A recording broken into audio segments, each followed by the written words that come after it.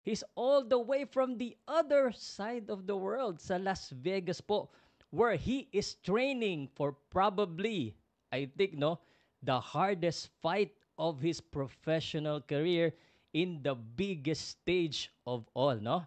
So if you want to learn more about this boxer and if you want to support us, syempre, matik na yan dahil to a Vloggers Con. Don't forget to like, share mo na rin, and then comment your support. Anyway, si Yumir Marshall po nasa backstage na at bago ko ipakita yung mga kasamahan ko, syempre, yung tanong nyo lagi, saan ba mapapanood at saan mabibili? Syempre, PTV Sports broadcast partner po yan at mapapanood nyo sa Araneta Coliseum at mapibili nyo po sa Araneta Coliseum mismo, pati na rin sa ticketnet.com.ph. Ang presyo po ng ticket, napakamura. 100 pesos, pinakamahal. Lower box na yan.